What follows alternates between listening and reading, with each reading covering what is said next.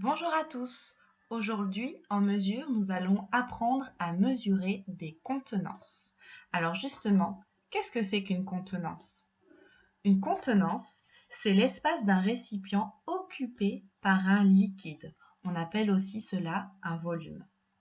Avec les contenances, on va donc apprendre à mesurer la quantité d'un liquide dans un récipient.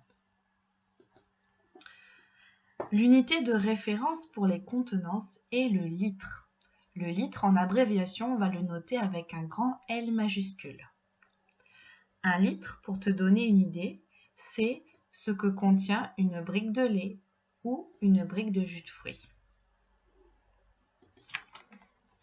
Pour mesurer une quantité de liquide, on va utiliser un instrument qui s'appelle un verre doseur gradué, ici.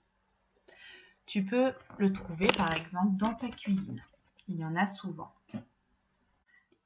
Pour lire une quantité dans un verre doseur, on regarde les graduations sur le côté qui se trouvent à la hauteur du liquide, par exemple ici.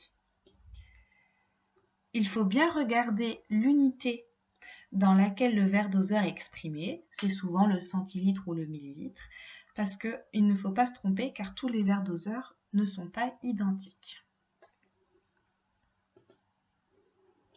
Cette bouteille de lait contient le plus souvent, on a dit, 1 litre.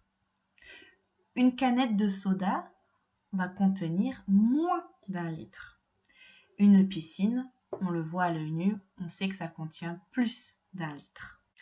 Avec ces 3 exemples, on remarque qu'il y a des unités plus petites que le litre et des unités plus grandes que le litre. Nous allons voir de suite les unités de contenance qui sont plus petites que 1 litre.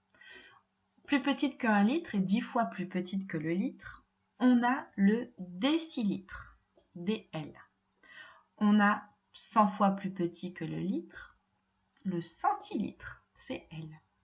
Et 1000 fois plus petit que le litre, nous avons le millilitre.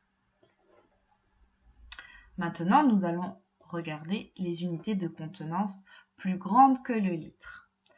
10 fois plus grande que le litre, nous avons le décalitre. 100 fois plus grande que le litre, nous avons l'hectolitre. Et 1000 fois plus grand que le litre, nous avons le kilolitre. Par exemple, pour les gros volumes, comme ces tonneaux de vin, on utilise le kilolitre. Attention, le kilolitre existe, mais si tu vois dans le tableau, il est barré. Il est barré parce que le kilolitre n'est pas utilisé dans le langage courant. Il est remplacé par une unité que l'on appelle le mètre cube et que l'on note, tu l'as déjà peut-être vu, un petit m avec un petit 3. Donc il faut savoir que 1 kilolitre, c'est égal à 1000 litres, mais que 1000 litres, on ne va pas le dire kilolitre, non, on va plutôt le dire 1 mètre cube. Voici des exemples que tu dois garder en mémoire pour avoir une idée de certaines contenances.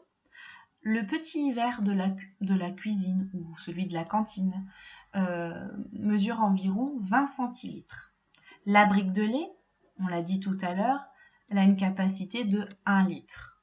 La bouteille de Coca-Cola ou la bouteille d'eau, elle est plus grande qu'1 litre, un petit peu plus grande, c'est 1 litre et demi. On note 1,5 litre. Nous allons faire un petit exercice et je vais te demander de faire pause pour que tu puisses chercher au brouillon.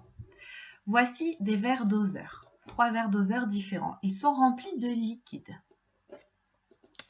Je vais te demander la contenance de chaque récipient, le A, le B et le C. Attention, n'oublie pas l'unité de mesure de contenance. Tu peux maintenant faire pause et trouver les réponses sur ton cahier de brouillon avant de passer à la correction avec moi.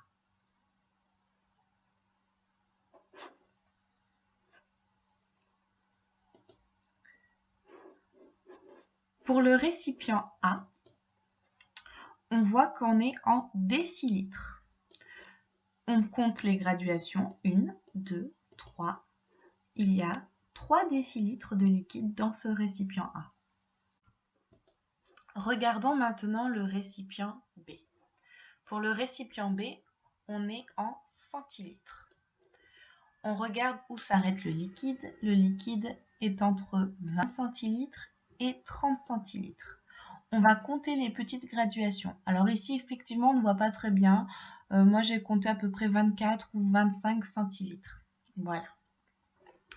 Ensuite, passons au dernier verre doseur, qui est en fait un biberon, mais il y a des graduations, donc ça peut nous servir aussi de verre doseur.